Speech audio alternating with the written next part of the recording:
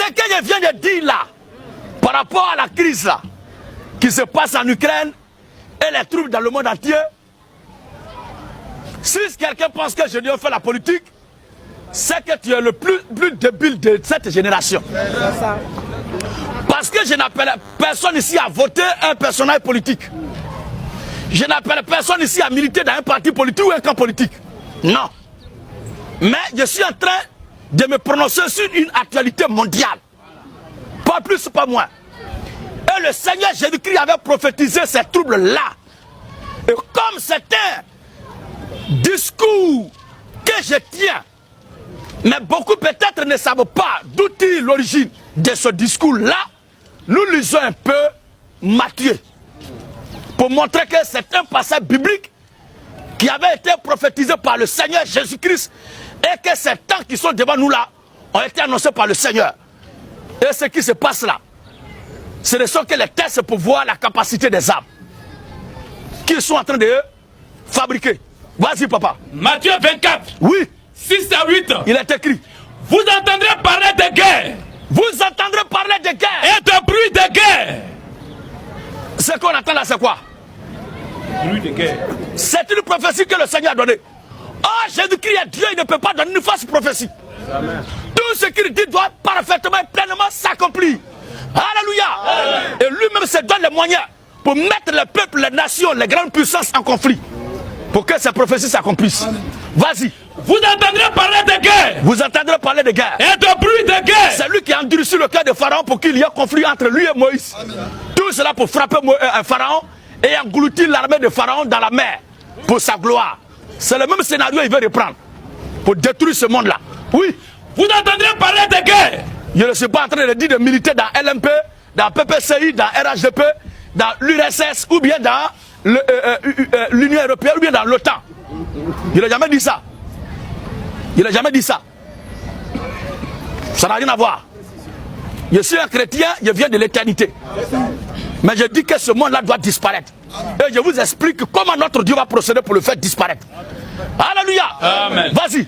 Vous entendrez parler de guerre. Vous entendrez parler de guerre. Et de bruit de guerre. Et de bruit de guerre. Gardez-vous d'être troublés. Gardez-vous d'être troublés. Car il faut que ces choses arrivent. C'est un impératif. Une obligation. Il faut que ces choses arrivent. Mais ce ne sera pas encore la fin. Pour le moment là, ce n'est pas une vraie guerre, c'est bruit, on attend. Il parle d'invasion militaire ou bien de militarisation, de nazification, opération militaire. Ça c'est bruit. Mais le Seigneur dit, gardez-vous d'être troublés, ça ne serait que l'échauffement. Voilà. Oui. Mais ce ne sera pas encore la fin. Une nation s'élèvera contre une nation. Le bloc nordiste doit se lever comme le bloc de l'Est. Et un royaume. L'OTAN va se lever contre l'URSS ou bien États-Unis va se lever contre les SAR. Vous vous amusez. Hein? Il aura ça.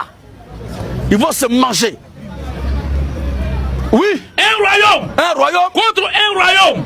Vous les noirs qui vous luttez pour pleurer sur le sort des blancs là. Moi je ne vous comprends pas.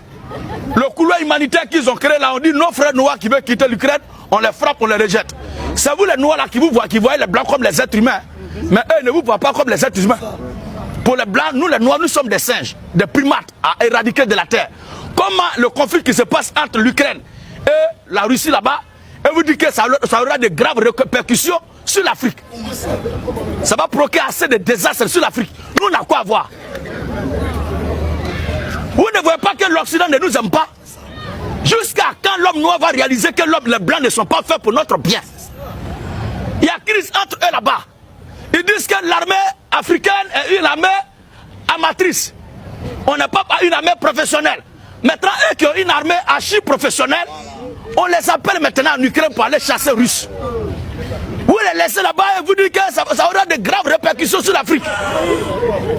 Ça a quoi à voir? On peut être maudit comme ça?